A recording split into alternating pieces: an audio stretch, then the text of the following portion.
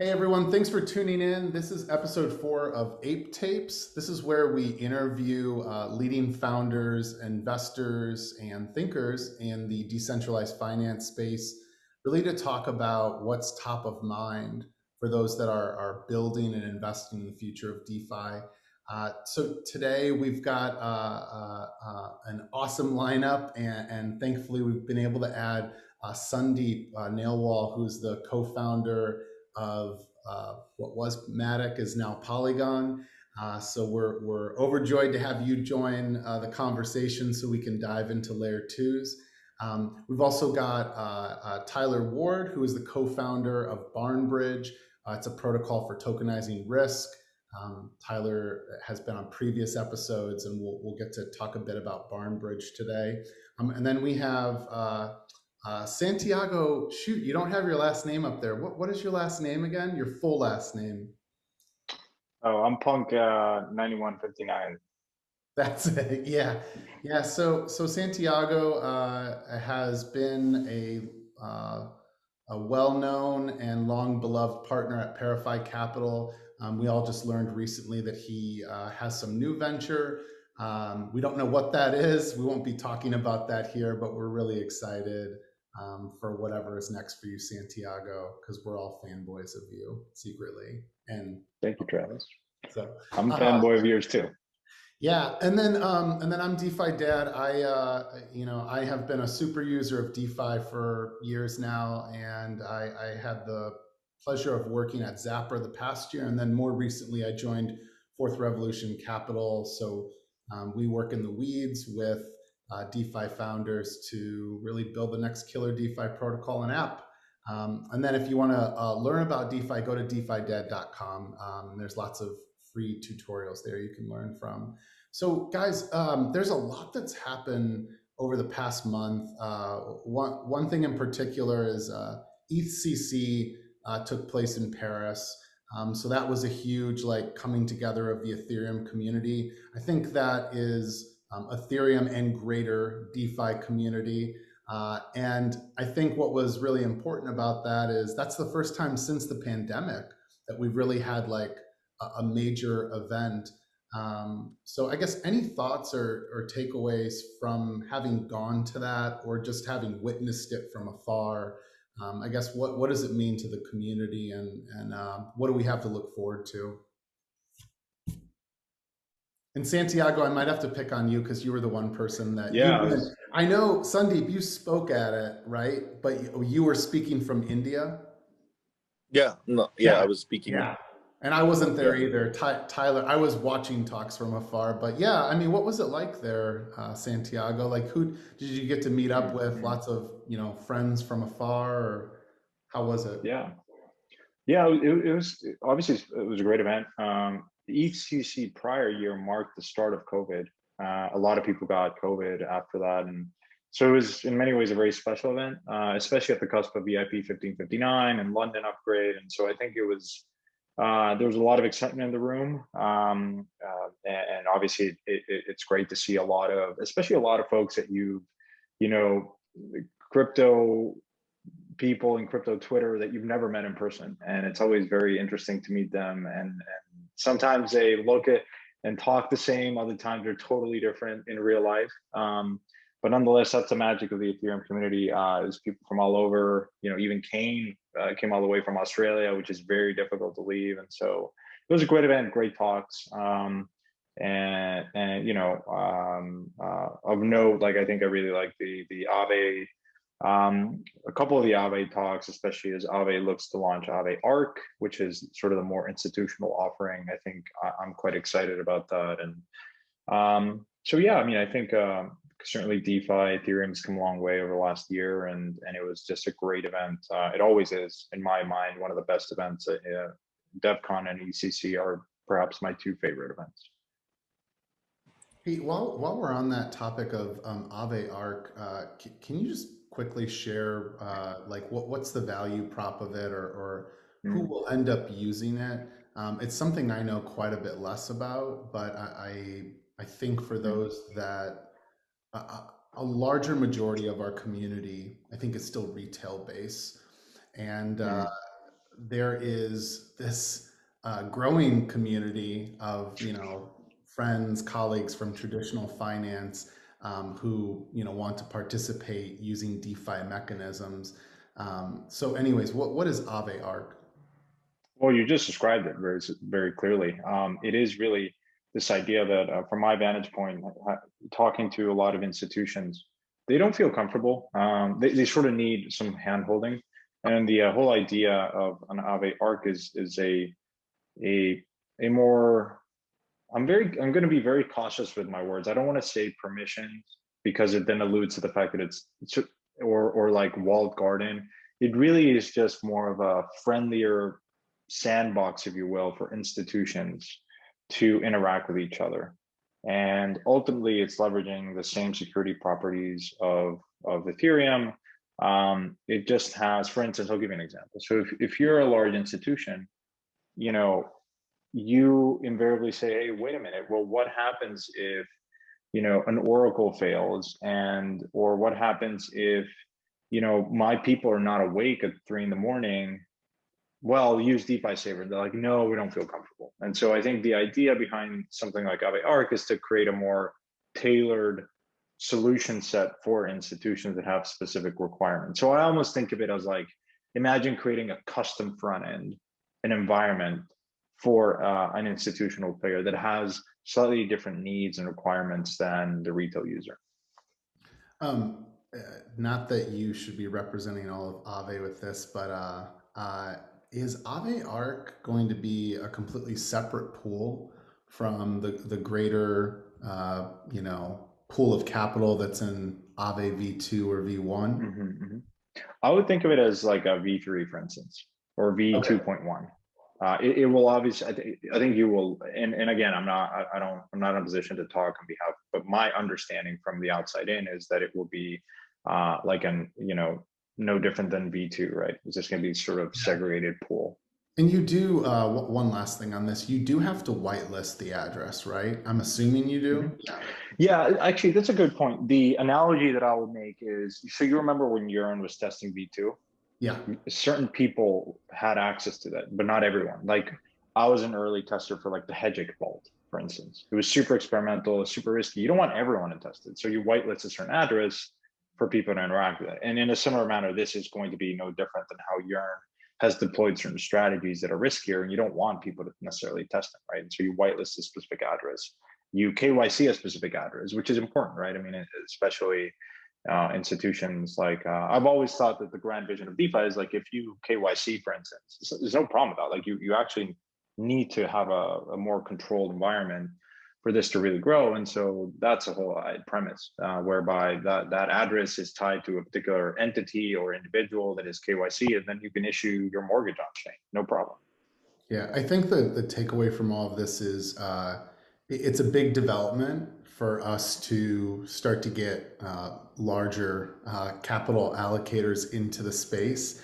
And you're just not going to all at once have these institutional investors using MetaMask and risking their capital in the same pool as the rest of us. So as long as, I think the end goal is still the same. The end goal is permissionless, trustless, decentralized finance. But I will say, like, short term, these are some of the ways that I've started to learn more about. These are some of the ways that we're going to get there. It's kind of like, which is, maybe this is where we start to talk a little bit about Polygon, and really just I want to like help to highlight the story of Polygon. So there's been a tipping point in the last year, Sandeep, and you all have been building what was Matic, what is now Polygon. This has been for many years. Just some quick background. I would run into Sandeep because they were sponsors and participants in basically nearly all like Ethereum events, hackathons, whatever. They were doing workshops on how you can use Polygon or Matic at the time as an L2 solution, and it was really like ahead of the times, you know, because we were just trying to get product market fit on L1 at that point. And here you're enabling everyone to be able to transact for cheaper costs and at a faster speed. So anyways, I guess what can you highlight over the last few years for like, what are those like inflection points in the journey of building what is now Polygon versus like where we are today, where you have to remind us some of the highlights of how much total value lock there is now. And I know there's like something like 500 plus projects you mentioned that are looking to build now on Polygon. Yeah. So I think, yeah, I mean, this journey has been amazing for the Polygon community. And as you rightly said, that it has been around for quite some time. And mm, although the I would say the Western world now realizes Polygon, or Western, by Western world, I mean the elite of the crypto community, right? Like the Silicon Valley VCs and, big players in the space. They, got to know more about Polygon very recently. But then what we were building and, and trying to get projects to build on and use this solution, we've been doing it for quite some time. And I think within that time, what happened is that, we launched our mainnet. We had a beta mainnet, then, alpha mainnet, then beta mainnet, and the final mainnet in July 2020. But by that time, or when it actually really exploded off in January, February this year, 2021, even before that also, we were already approaching like 100 applications on the platform. And like the number of applications on overall in the whole space is not that big. So 100 was also not that small. And then the focus was more on the NFTs and gaming and all these kind of things. One of the most important thing is because we were there for quite some time, and these 100 applications had already built on Polygon, and we got a lot of feedback. And as you were mentioning, Travis, that we used to be, we actually, not many people realize, even in the Ethereum community, that combined we would have done the most number of hackathons for Ethereum than any other individual project, including Ethereum Foundation themselves, right? So we do like 100 hackathons only for Indian, like, because we originated from India, so Indian technology schools, 100 to 150. And apart from that, all the global hackathons and events that happen for Ethereum, we are always part over there. And this is when I was telling that, we did not raise like crazy millions of dollars. We hardly got like 600K in investment. Even from there. Wait, what year was that? What year was it that you raised $600,000? That you said So you struggled to raise yeah, yeah, $600,000? we raised 150K back in 2018. Then in 2019 January, February, we got another 500K, and some more, change, like 50, 60K and all that more. And then in 2019 April, we did a Binance IEO, Binance Launchpad, and there we raised like $5 million. But even before we raised, we were doing like spending a lot of like whatever big chunk of our runway on the hackathons and all that. Because when we started, and this is one of the like starting highlights, and I can give like 2-3 highlights which I would think that are very crucial for our success. Is first highlight is that we when we started this, we were very clear that we want to build a platform which is adopted. We did not want to build a flying Taj Mahal or flying rocket which is like too cool in research and all that, but nobody uses it, right? So it was very, very clear in our mind. So automatically that told us that anything that we are building has to be very, very developer friendly, right? And then especially because we are very hardcore, like, or not hardcore, but very passionate Ethereans, So we wanted to keep it closer to the Ethereum community, because the other interesting part is that, we three like founders, original like founders of Matic network, we were also engineers ourselves, right? So we were building these D apps and all that, and then I was actually building and consulting a lot of people for building these D apps. And then that's when I realized that Ethereum is not ready for mass adoption and all that. And then my other co-founder Jayanti was working on Plasma, and he really came up with this idea that let's build a EVM on the layer 2. That means you only don't scale payments. Originally Plasma was only meant to initially scale payments, so he came up that why not we implement a EVM chain and initially make payments as Plasma verified, but later on we kind of do like smart contracts also. And this was like very, like, it was a no-brainer for me, because I was already building that, and because we were all building D apps in some form or the other, we were very clear that with the current infrastructure, the dApps won't achieve any adoption, and we want to build something which gets adopted by the developers and the end users. So that is one highlight.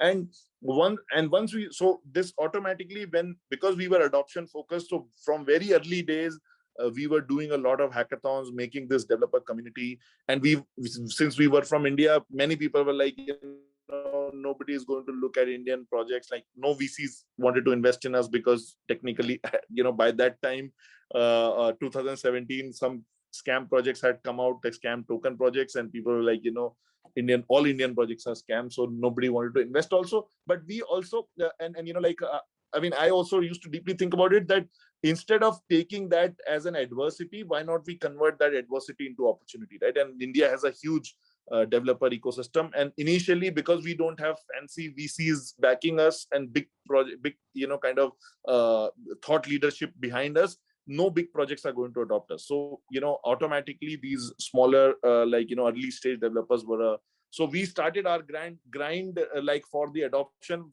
right from the bottom, like individual college hackers and this and that. And that went on for quite a long time. So, and which helped us to kind of get feedback on our documentation, get feedback on our tooling, which is very, very important when you are building a blockchain and all that. And this is what culminated into this, January, February, sudden kind of, when the market was really ready, Ethereum gas fees were soaring high and all that. And by that time, we were already there in terms of our developer documentation, tooling, and everything. And then it really took off once the Aave came in. Another thing was also that when we onboarded, like why we moved from Matic network to Polygon, is where previously we were building on Plasma as a technology. And then by 2019 and at the DevCon 2019 in Osaka, people realize that, oh, Plasma has certain limitations. It will not go beyond like a certain level of security. So optimistic rollups came in and all that. And we had again a difficult choice in 2019 when we were 6 or 7 months away from our mainnet. Either we could have submitted to the hype and simply started building rollups, and technically not building anything till the time we perfect the technology and build the masterpiece and all that. We said that no, we are building Polygon, this Matic network. We will finish this network, see what developers are doing, go through the cycle, and then we'll build the other solutions. But then one thing was very clear, that Ethereum community moves from hype to hype, like one kind of solution, then optimistic rollup, then zero knowledge rollup, then Starkware, then something, and previously it was state channels. It will keep moving, right? So we said that we will deliver something, get it adopted. And also, but eventually we realized, after speaking to so many developers, that there is no one solution fits all for everyone. So we have to, and if we want to build something that stays here for decades and doesn't impact what like Ethereum has been able to do, and we want to be the #1 Ethereum scaling platform. So we have to think about long-term defensibility of the product. And that will only happen because all these technologies are like operating systems: Plasma, optimistic rollup, zero knowledge, and all that. And if you see the history, like all these operating systems eventually became commoditized, with some of them like having more adoption, eventually other one having less. So we think of them as, technologies which will eventually get commoditized. So we now we wanted to build something which is technology agnostic. Like we don't go all in on one type of approach, because all of these are approaches and each one have their trade-offs and pros and cons. So we said that we are going to kind of expand into something which provides multiple approaches, which is Polygon, which essentially is a multi-approach aggregator of layer 2 for Ethereum. And we have already launched like few solutions from there. So the new highlight that I was telling you, that because we are now, and why we again exploded in the valuation also, I think that once we also like got more visible, once these projects brought on came in, and then we also onboarded Mihailo as the other co-founder. He is also very well plugged into the Ethereum community, which also brought a lot of visibility to our platform. And then suddenly people realize that, oh, there's a lot happening over here, and why not this big thing. But now from here, the next big things are that we are now already, like, we launched data availability chain, which is going to be very helpful for other rollups to scale very heavily, because pushing back data into Ethereum is very costly. So building a highly data availability ensuring chain is important. Then Polygon SDK, which already allows you to spin off your own chains. Some projects that we already mentioned, like Arcana and all that, are doing that. And then the the rollups, which is like on this thing, and we are very, very bullish on zero knowledge, and we are doing quite a lot of stuff.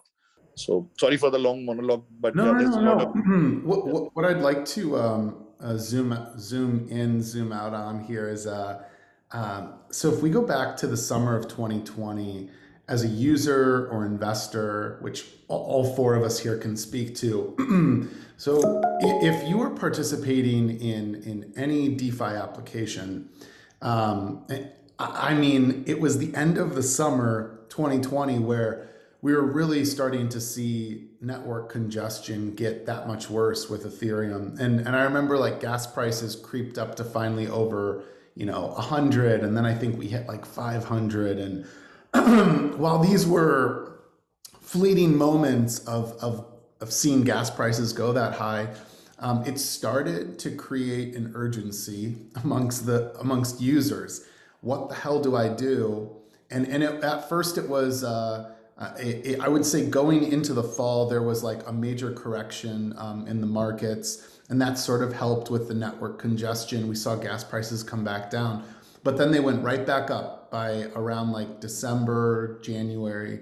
And as a user, you were just looking for any opportunity to continue to participate in DeFi, but to be able to afford it. Some of us were able to swallow that cost over that short time, keep an optimistic attitude, which was at the time I had said, we're going to get past this, like layer 2 solutions are coming. And then out of nowhere, I feel like this is what led to the explosion of use of Polygon. I mean, it was how I started using it regularly. Yeah. Let me ask you a question, guys. Do you think decentralization matters? Does the user care about decentralization, right? This is a question that I ask. I always wonder, right? Because you saw BSC, a lot of people just went there because there was yield and it had more users than Uniswap in like 2 months. Yeah. And Matic obviously, is not as secure as L1, right? I mean, but it has obviously much more robust, like there are shades, right, of decentralization. But as hardcore, like, crypto punks, if you will, like I think most of us like it's a topic that like the core Ethereum community always brings up. It's like security and decentralization. And we know why that matters when you're transferring money and value. But I do wonder sometimes, like, will a user care about security? And it matters over the long term.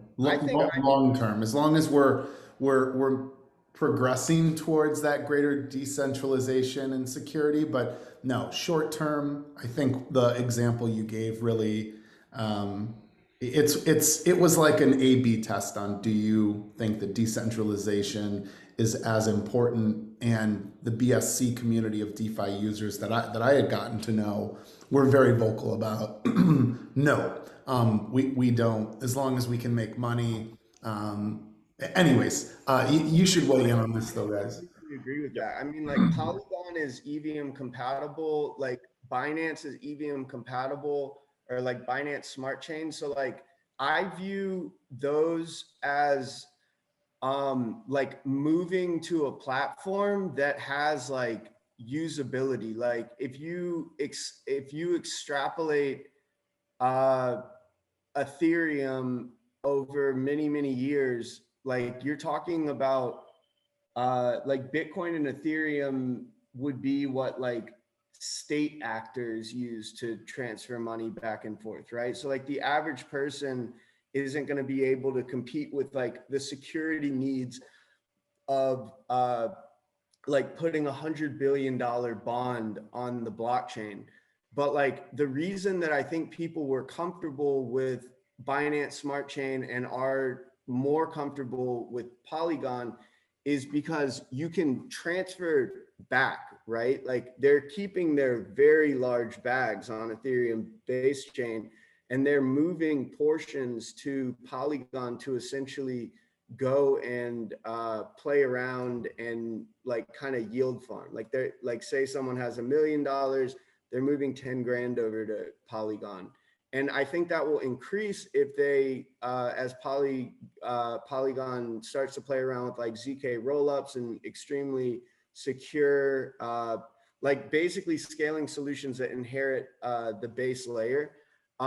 So I think that they were pushed there partially due to we had to go somewhere else, right? Like the fees were cutting into the usage. If Ethereum was more secure and had the exact same fee structure, like where you could go and, I mean, I was like spending pennies to do things on Polygon.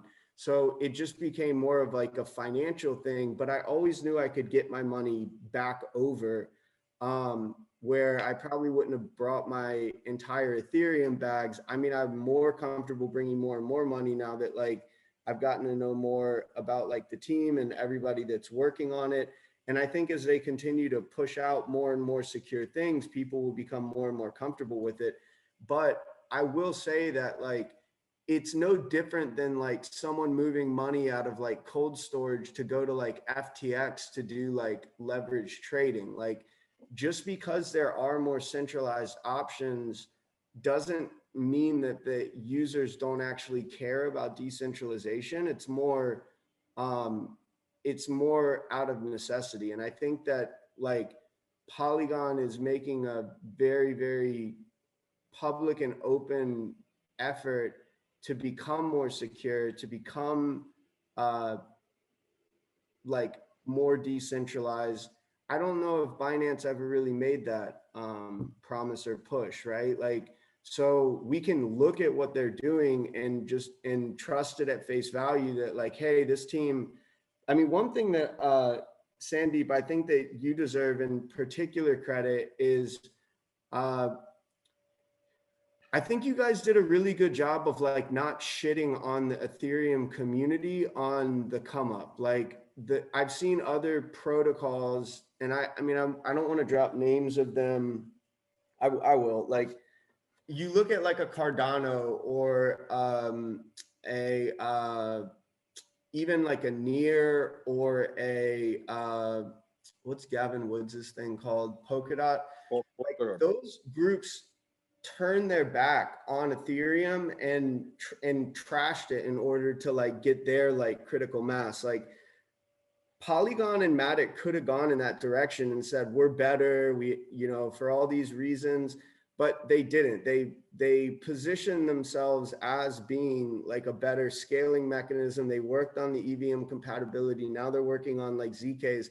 I think that that action in and of itself, which is noble because like you guys faced like discrimination of like being Indian. I know that you guys have talked about that a lot, where like the VCs didn't seem to care about you, and you didn't like let that affect you, where you were like kind of fuck this community that didn't like let us get involved. You embraced it and like tried to break your way into it. And in my opinion, that is one of the number one reasons that A, people trust you guys, and B, that you got so much uptick in usage because people appreciated that like authenticity, and people wanted, like developers wanted to build on Polygon because you guys were talking about how dope Ethereum was.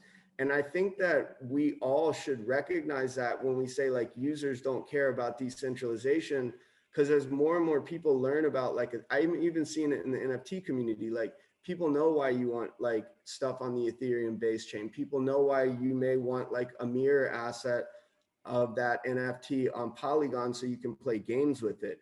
But the compatibility and ability to move back and forth between Ethereum and Polygon is 100% why Polygon won out, and it was more decentralized than Binance. So like, I do think users care, and I think they'll continue to care. And I don't think that we've had a ton of good options, and Polygon has a very, very, very, very strong head start and the love of the Ethereum community to continue to build and adopt some of that security and decentralization of like what we're all looking for. But it does matter. I mean, otherwise we might as well just start centralized companies and go compete with the investment banks, or like centralized media companies.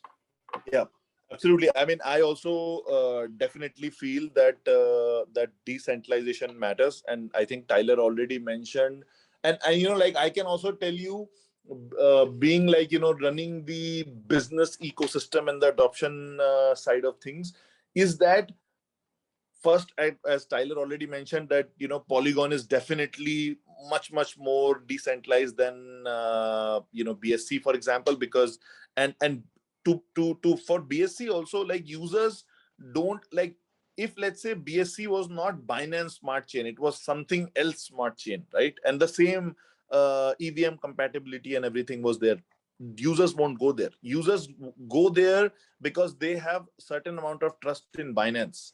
But you know, Polygon chain, as Tyler was saying, there is much more decentralized at 100 validators. BSC chain, like, you know, even though they say that, you know, they have 20 40 validators, but many people know that a large part would be like very close partners of Binance and all that. So but Polygon is much more decentralized, and you already see, even though you have all those same benefits on BSC, but the adoption on Polygon is way higher by the, especially the good developers. And that's what I say, that, you know, the developers who really have a product vision in mind, or they actually want to build the product and not only chasing the token pump and hype, they will end up choosing the better platforms. It's only the developers that you see, and I'm not talking about the end user adoption. End user adoption is basically kind of steered by the where developers are building these applications. And for developers, I feel, which is our direct customers, the good developers who actually want to build a product and not playing a token pump and dump game, they will always choose a platform like Ethereum, or like, you know, if they want to build on Ethereum and want scalability, would use Polygon. Secondly, as we also, like, why we feel, and I also want to like categorically mention that whatever adoption BSC has, Polygon has, or any of these other chains like EVM compatible chains, that is the adoption of Ethereum only. That's not their adoption, because these users are actually coming due to the network effects of Ethereum only. They are all Ethereum EVM you know, kind of friendly. They know MetaMask and things like that. And you know, like, we are only providing any of the EVM compatible solutions. They are just only providing additional avenues for them to play. And we are like very hardcore. Like, I am personally I joke about that I am an Ethereum maximalist, because I feel that, you know, for global settlement layer, Ethereum is the ultimate solution. And the kind of network effects and what brought a lot of talent into Ethereum, you know, there is that has, you know, has had some perfect storms, and 2-3 perfect storms. It's very difficult for anybody else to kind of replicate those kind of network effects. But having said that, the users do care about you know, decentralization. That's why you see more adoption from BSC on Polygon. And then also with Polygon, and this is something that as a co-founder at Polygon I should not say, but you would also see that Polygon network, the amount of TVL in Polygon will always have a certain level of virtual ceiling, right? For example, right now we are seeing somewhere around $8 billion to $10 billion TVL locked. Why? And then it has stayed there for last 2-3 months. It has kind of, it increased exponentially and then kind of plateaued there. And if you want to, like, if you dig deep into this, you will realize that, as Tyler was saying, that X percentage of fund people are comfortable moving away from Ethereum.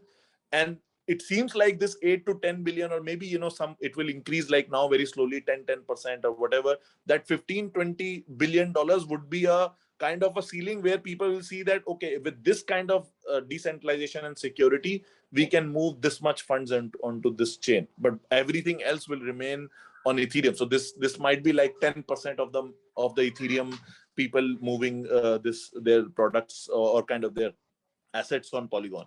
But also, why this decentralization matters in the long run is that to take this market beyond a certain level, you need institutions who can park their $100 million on a chain, $200 million on the chain, and all that. Until now, I see very few of them who have, like, 20, 30, 50, $100 million. This is more like retail community. And for any chain to grow beyond a certain level of adoption, they need to have certain level of decentralization and security. And beyond that, those institutions would not be ready to move those many big funds, or maybe, and that kind of trust, and this can also be achieved via prolonged longevity and all that. And Polygon, I think, will slowly start getting, or it will slowly keep growing, because that longevity is there and all that, and people know there are 100 validators, they're public. Now we are coming up with auction things that you can also become validators and all that, so people have certain level of trust in the decentralization.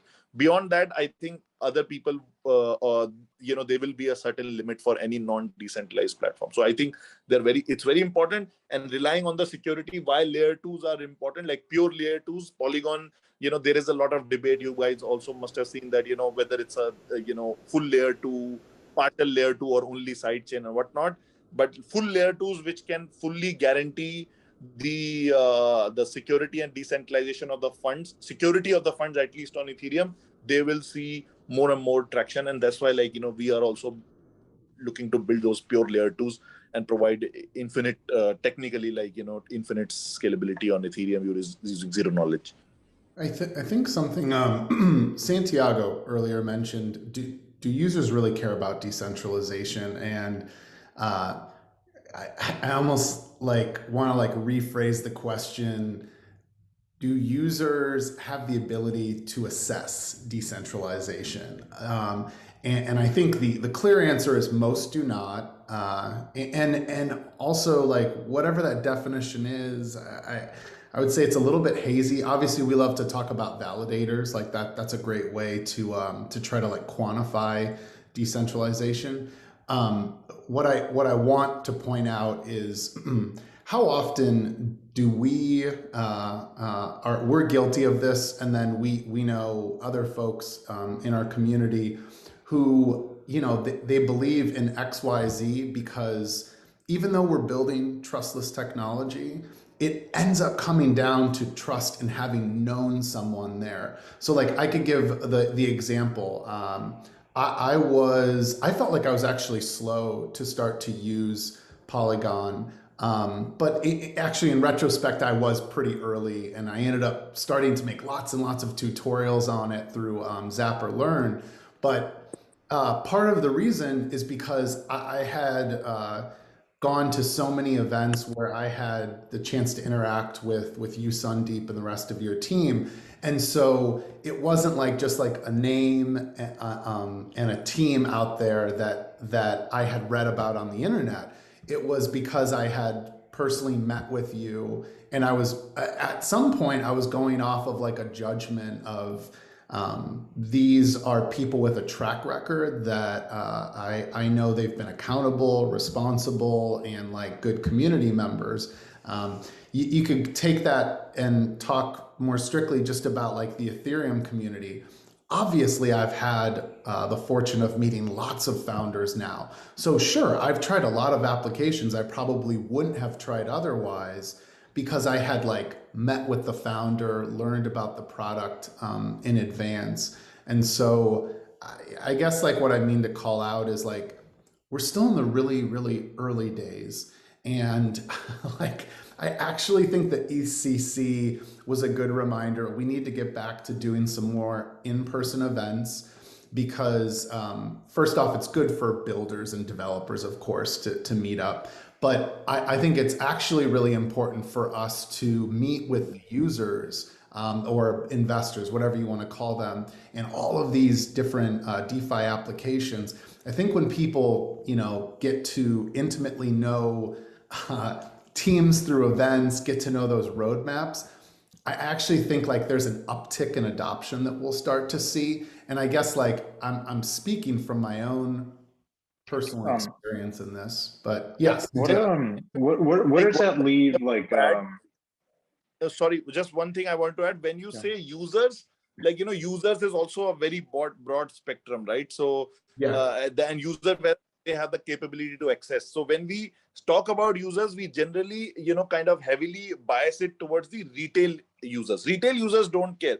But then, like those 20-30% which make up the 80% of the overall activity in the volume of this thing, they have certain amount of capability to access and kind of judge. And you, to your sense, what you're saying that you, because you knew, and you are also a big, like, sort of, I don't want to call influencer, but you also have certain level of visibility in the industry. So, and it's all a community game.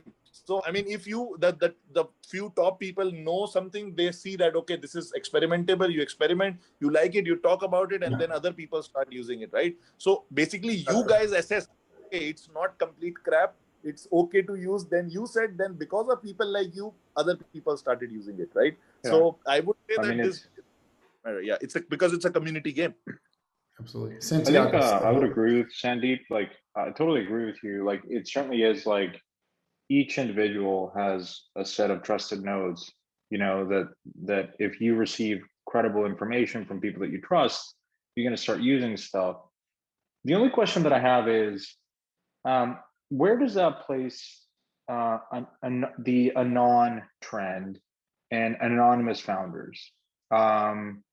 Because I think they're super important in the space. They have been, like Satoshi, just look no further, whether it was a group or an individual. But I do think that they have a very important place, especially for certain protocols. And I'm just curious what you guys think about anonymous culture, and if you ever get comfortable with that, and what's the future of this space and the development in crypto as it relates to anonymity. I can talk about that some. I've literally thought about going anon to launch some things that were like highly experimental. I think that, okay, I have like a lot to say about this in general. Like, I agree with like Sandeep that he said that there's different users. There's also like different stakeholders. So when we're talking about like decentralization, I think that like it's the human instinct to like do what DeFi Dad's doing and like Travis is doing, and basically like, I know this person, I've interacted with them. There's an inherent level of trust that I trust them a little more.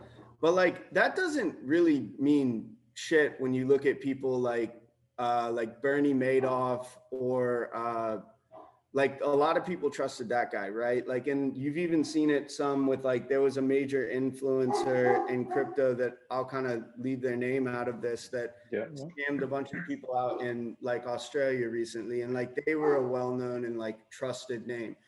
So I think that like people like me and Sandeep that have people's like money under like our smart contracts or holding something, like, it's our responsibility to be trusted. But like, I also would tell people to, even when you see someone's face, like, trust but verify. Like, I could end up becoming some major scam artist and like everybody would be just as shocked as Bernie Madoff. So could Sandeep, right?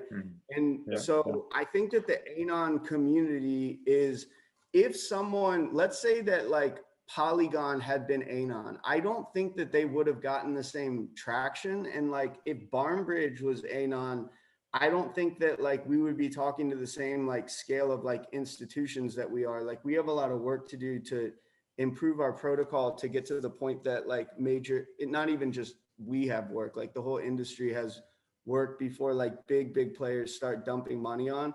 And like, I'm not sure that they're going to go like dump money onto an Anon platform. So like, but some of these like really experimental or like things that are, you know, really big regulatory questions, they're not that Anon, right? Like in order to have a Twitter account, you have to put a phone number up. That phone number is normally linked to something. They do a pretty good job of like making sure that like burner numbers aren't set up. But like the biggest thing is like, they could just subpoena GitHub, right? Like you have to have two-factor authentication. Like it's not that, like Anon is like, let's call it quasi-Anon. Like we can find out who someone is if they rub that much money as a founder versus like a hacker. Yeah, But yeah. I think that, like, But I will trust say though, like is in gonna many have- ways, like it is more difficult to like get comfortable around an anonymous founder and team, I think.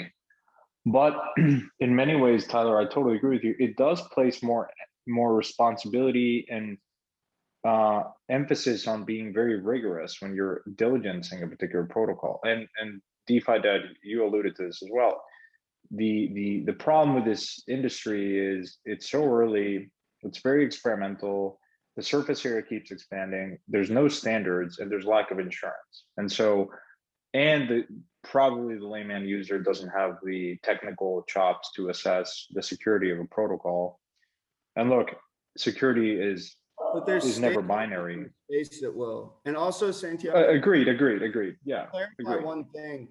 Satoshi is no longer working on Bitcoin, right? Like he was Anon, he's probably dead, right? Like it's probably Hal Finney. Like if Satoshi was still banging out code the way that like Vitalik is, like we would have figured out who he is by now. So like, I think that these Anon founders, if they do an experiment and then it blows up, I think we'll see Anon unmasking. And like, you can't, it's different if you like release something and then bounce. Like maybe Andre wouldn't be a great example of that, but like if he had been Anon, like he's not as involved in like Bandtag is the one that's involved, right? Like, so YFI has kind of become this like quasi Anon thing. But at some point, if like Satoshi was still like writing code and banging out code, I think people would somewhat demand like a little bit of like, or you'd be able to figure out who he was. Like the guy's worth like a lot of money now, right? Like, so if we're right in our thesis that decentralization pans out, DeFi pans out, NFTs pan out, well, I mean, if you're managing like a $50 billion protocol and like you have that much money, people are going to figure out who you are and you're going to eventually have to like unmask unless you truly Anon launch it and then you dip and like the smart contracts aren't even being managed by you. There's no way you could rug. Everybody kind of knows it. Like that's where it becomes like kind of important to distinguish between what Anon means. Because if Satoshi was still writing code, he could slip something in that could mess something up. And that's where I think that like Satoshi's anonymity is very different than like, you know, Scoopy from Alchemex that can, or like Zeus from Ohm that's still writing code on those things. Like that's where it starts to matter, because you're putting a lot of trust in those Anon DeFi devs, a lot more than you are Satoshi. Santiago. I also. Oh, go ahead, Sandeep. No, go ahead. Yeah. So I wanted to say that, you know, somehow one thing is that we are kind of merging the kind of reputation and the personal details of a person, you know, also when we are discussing. I mean, I feel that, and you know, I've been like very much, you know, I've never really liked that anon thing, and I completely agree with Tyler that it's very, very hard if you are an anon to get similar kind of adoption and, you know, kind of people looking at it. And then the quasi, like the very interesting part is quasi anon thing also, which you know, I'll come back.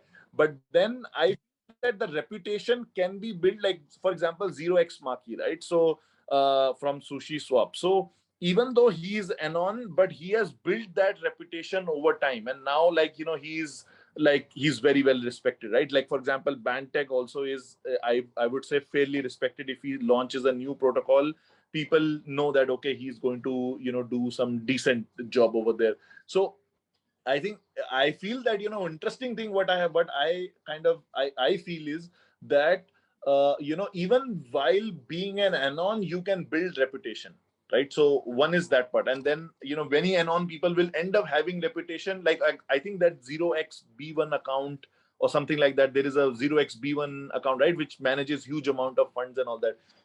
So basically it can be done being anonymous. You can still build reputation. Second thing is, that quasi-anon thing, right? So, for example, 0x Maki also, many people know People that. know him. Like, they met him in Miami. That, like, Yeah, sorry. Anon, 0x Maki is he's quasi Anon. Like, people met Yeah. him So on this is exactly what I was coming to, Tyler, that, again, this is community. Some people know who 0x Maki is, and those people are also like top people in the community. So when they talk about that, okay, this is something cool and this is useful. So these people are quasi-anon. I would like, that I think that's a very good observation also. These people are quasi-anon, and quasi-anon, you can stay, like, few good people might know you, and then overall you are anonymous in the public.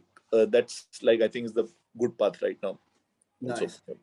Also, deep, that question you put in the thing, I'm interested in that too. I like that. Yeah, so Santiago, how did you approach? How have you approached anonymous founders, both through ParaFi previously and now as an angel?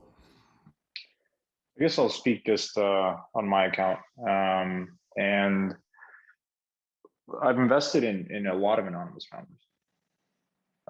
It is consciously or subconsciously, forces me to be more diligent when I am interacting with a non-anonymous founder. That being said, I over time, I've appreciated and sympathized the reason why you want to be anonymous for a number of reasons, right? And so, whereas if you were to ask me this question a year ago, I would have said, there's no way I'm going to invest in an anonymous founder. Because if things blow up, the egg's on my face. There's so many non-anonymous founders that why would I venture out and invest in someone that doesn't want to disclose their identity? But I think Tyler, you alluded to this, what it means to have a reputation in crypto transcends your face. It is your commits, it is what you're doing. And so anonymous founders have, and Sandeep, you just mentioned this, Maki has a reputation, right? And so does Molly from Hedgic, and so does, Seuss from Olympus, and the list goes on. And I think it's just been interesting to observe that. So the short of answer is, I'm sympathetic with founders that want to be anonymous. It does, to this day, force me to look closer at certain stuff and understand the motivations as to why they're being anonymous.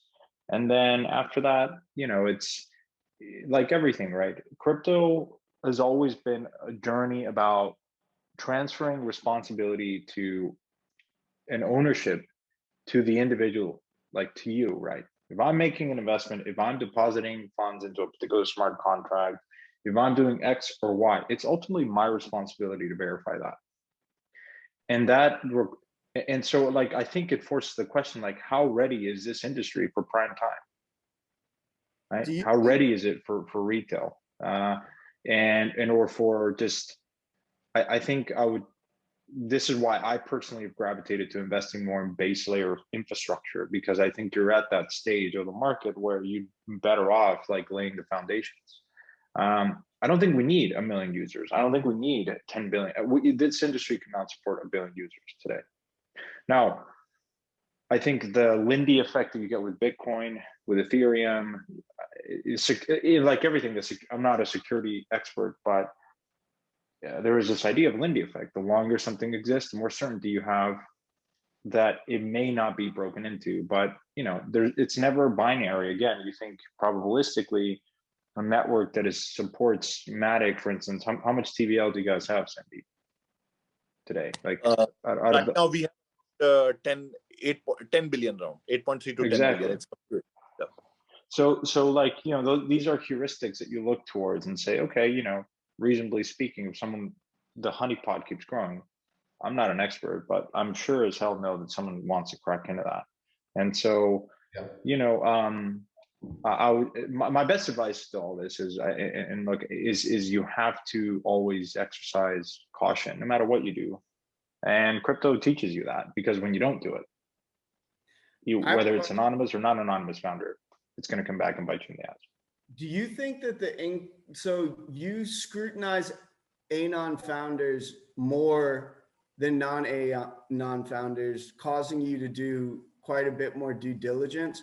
Do you think that that has resulted in better returns for you, either from Angel or through ParaFi or anything that you've seen investing in anon? Or do you like, what has your experience been in that respect? Like, you're doing more due diligence. Have you seen more risk and more like fuck ups with anons? Are you seeing better returns because you did your homework and you're a lot more, you give them a lot more scrutiny? Like, what's your gut say on that? And that is a tough Yeah. Before you answer that, I just want to clarify that there's two different anonymous founders for you to touch on here, though. There's anonymous as in like you don't know their identity either. They truly maintain anonymity. Yeah, exactly. Versus I've noticed more of a trend lately of founders who are like, hi, I'm so-and-so. I know their legal identity. And they're like, I'm choosing to found this as an anonymous founder, and I'm expecting you and others that back me to help bring that credibility, unless it's like 0x Maki, who already has built a whole new identity. So anyways, if you can distinguish between the two. Yeah, I will touch on the perhaps more interesting one, which is a founder that does not want to disclose his identity, because the second one is just, it's not anonymous, right? The one I have interacted with founders that just purely remain anonymous, and they say, I will not disclose my identity. And Tyler, your question's a really good one.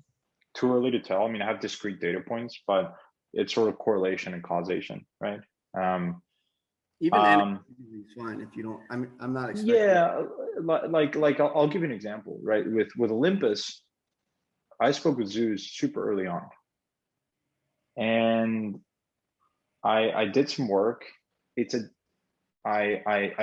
didn't end up investing, much to my demise. That being said, like I certainly spent more time looking at it. I have trafficked in algorithmic stablecoins, and stablecoin design space I think is fascinating. So it was a little bit of like coming off of that fatigue of like seeing ESD, DSD, FAE, like a lot of these experiments. And so in that particular example, it's a very risky category with a ton of graveyards, right? And so for me, it was difficult. To be fair. Now, had I done that investment at the time, it would have been a great return for now. And so I don't know. I'll throw the question back to you guys, because for me, like I am, as I said, I mean, I'm more, maybe this is what's led me to thinking that like I'm more intrigued and sympathize with a founder that wants to be anonymous. Like, but they're very, I mean, we can just list them. They're high quality, like very high quality anonymous. I mean, Yearn, for instance, most of those guys are anonymous, and I interact with them like all day. And you know, some of them I don't even know who they are. Truly don't know who they are. I don't, you know, and I think they internally the culture is to respect anonymity, and really be focused on that. And I think it's just probably a smart move. I invested in Olympus a lot later than the seed round. I mean, they really went after and tried to talk to me, and I just kind of wrote them off because I'm not super bullish on, I've been publicly not bullish on algorithmic stablecoins, and they're anonymous. So I just said, there's not like a ton. I mean, I think if I talked, it's like super risky category and anonymous founder, that combination just made it more difficult. Now, I kind of blew it off, but then Zeus helped a lot with Universe. And then after I actually had a call with him, I just bought a bunch of Olympus the next day and made a good return on it. And I'll continue to like support that community. I think that because of working, and none of this is legal or financial advice, you know, but yes, carry on. My point is more because, not even because I made money off of Olympus. It was, it's more that having worked with OX Maki and Zeus, more so through Universe, and then it's bled into other things that will affect Barnbridge, that has made me, to Santiago's point, a lot more sympathetic to Anon founders, where it doesn't have as much of like a nick on their resume as it did before, but I would need to like talk to them and like, I mean, have a general, because I don't actually know who OX Maki's identity is. I'm sure I could figure it out. Zeus, I have no idea who he is. I can just tell by the way that he talks that he sounds like he's from the Midwest. And so I understand why I feel like that was a little bit of a threat to Maki. You're like, but I could totally figure it out. No, it's more that I know, like, I think that he met my brother. I'm kidding. I'm totally kidding. No. We're all big fans of. Well, question for Tyler, Sandeep. Have you guys hired, and or if you haven't, will you hire anonymous people to your protocol? Yeah, so I mean, my answer to that would be yes, because I said that as I was also mentioning, and Santiago, you also touched upon that your reputation or what you have done or your credibility extends much beyond your actual name and face. It is like your code. When you talk to, you can realize how much a person knows and all that. For example, I have never really met 0x Maki personally, but I've been on few calls with him, and then it totally I completely understand that this guy gets the industry, gets the market, and has a vision about things. So like when we are talking to an anonymous person, and if he knows and he has delivered in the past, it is we'll definitely hire him, but definitely to give a certain amount of control and kind of those things, we'll definitely not give it on day zero, right? Like where he can, let's say, there will always be a doubt in our mind that what if he does this thing with this, right? Till the time more kind of accountability things kind of emerge with anonymity. But what Tyler said is like very interesting, take that quasi anonymous, right? So we always say that decentralization is a spectrum. It's kind of meme came into my mind, like, okay, anonymity is also a spectrum, right? Something is like completely nobody knows about you, then there is some people know about you and your reputation based on like what you have done. So it's kind of a spectrum, I would say now, anonymity in my mind. Yeah. If I got on a call and like one of the founder was using one of those like FBI like voice distorter things, like I probably would have to pass on that. I don't care if it's like the best idea in history. I'm not 100% there yet. But yeah, I mean, we're like shadowy super coders, so sometimes you have to embrace what people are calling us. Yeah, I know Sandeep has to go, but I'll give you an example from my perspective. Until the last minute, I'd made up my mind to hire Nick at ParaFi, and I never saw his face, never knew who he was, never knew where he lived. And to me, it is very interesting, like construct that, like, are we changing what reputation means? And identity, I think, is changing inherently, because you have very discrete, not even discrete, very rich data points on chain and in social networks. And I think the human brain wants to like put a face.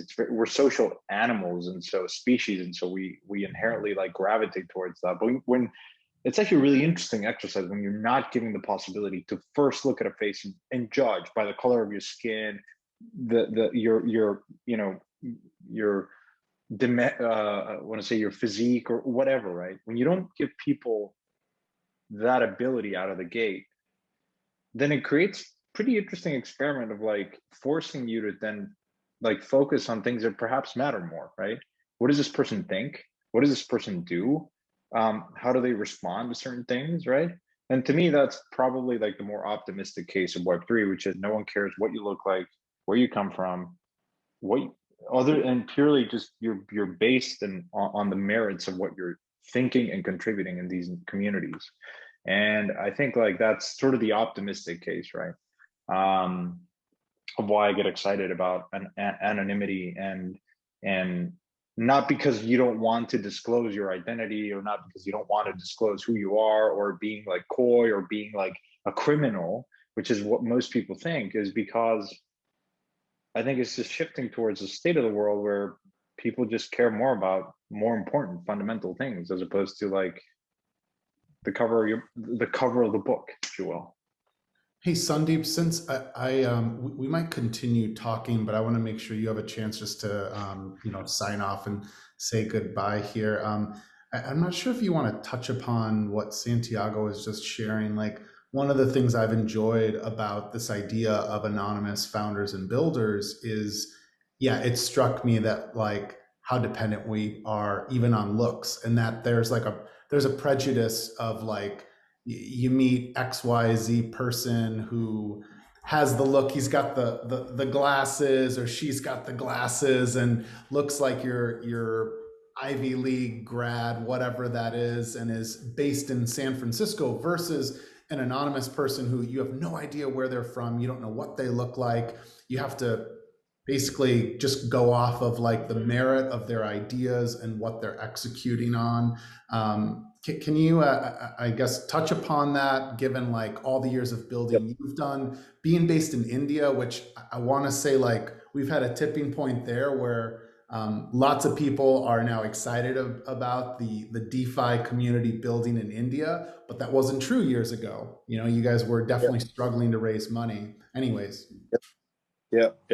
No, so I mean, like my thought on that is like that this anonymity and kind of these having a different kind of identity than your physicality and your name and face is sort of an inevitable thing, the way the society is progressing towards this virtual reality, and we already being some sort of cyborgs. I feel that in the coming days, more and more of us will start gravitating towards these anonymous identities.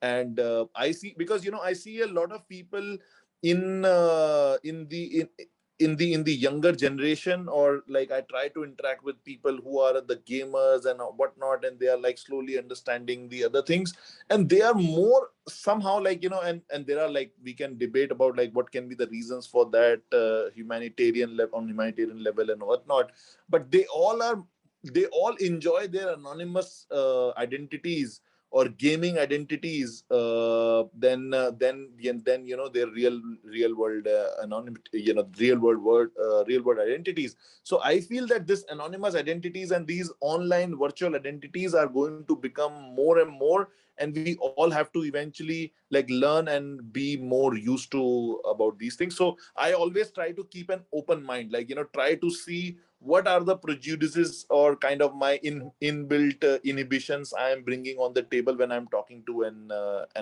anonymous person. And I feel that if you keep an open mind and try to dissect your kind of thought process, you realize that the face and all those like real personality of the person contribute to, let's say, a decent percentage, but not 100% of your trust that you build on a person. Like it's like 20-30% is by the appearance and where he comes from and his background, but 70% you build while working with some person, interacting with the person, speaking with the person. You can have a Ivy League San Francisco guy, but then once you work with him for 2 months and you realize that okay, I can't trust this guy. And there are like so many cases, right? So it doesn't contribute to 100% of our trust and kind of those things. Yeah, well, that's my take on that. We can wrap up here. Actually, I think we've ended up touching on a topic none of us were planning on. We were kind of trying to figure out at the beginning of this what to riff on, because there's so much that's been going on. I really appreciate everyone getting on. We're in totally different time zones, and I would summarize like the point that you were just making. I think it's so interesting that we're all four of us here are in very different parts of the world right now, without disclosing anyone's location. But I definitely feel a greater closeness to the three of you and to like the greater community that we participate in. And it's funny, like I've actually had a really tough time like making friends over the last few years in the community that's right around me, the neighborhood I live in, the people that live around me, because of this. And this is the I think the uniting force behind the DeFi community, and this is why we're all very bullish on what we're building. So just thanks so much, everyone, for being able to get on, and like we'll do this next month, and yeah, just and make sure we'll put up all your Twitter handles. Everyone knows to follow all of you and the projects that you're behind. And folks can go to Ape Tapes on YouTube and on Twitter. Follow us there, and we'll continue to have hopefully new and engaging discussions here. So thanks, everyone. Thank you so much, Thank you, Travis. guys. Really enjoyed the discussion. Yeah, Take care.